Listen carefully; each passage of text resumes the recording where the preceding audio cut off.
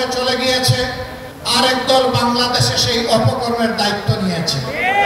বর্গীরা চলে যাওয়ার পর দেশের ভিতরে চিল যারা ছিল সেই চিলগুলা ছু মেরে জনগণের সম্পদ নিয়ে চলে গেছে।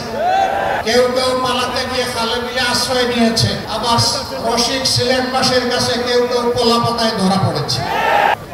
আফসোসের বিষয়, স্বাধীনতার 54 বছরে এক এক করে চলে গেছে, বাংলাদেশের মানুষ সম্মানের সাথে মাথা উঁচু করে দাঁড়াতে পারেনি।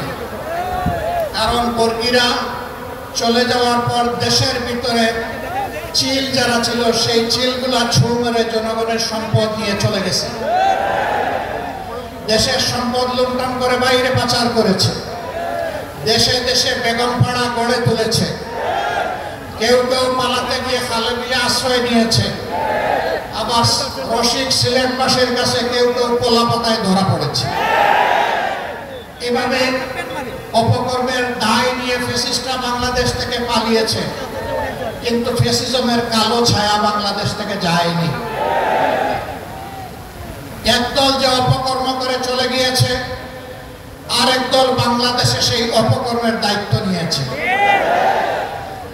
একদল চাঁদাবাজি করার কারণে জনগণের ঘৃণা কুড়িয়েছে, আরেক দল আবার তার চাইতে বেশি শক্তি দিয়ে চাঁদাবাজিতে নেমে পড়েছে।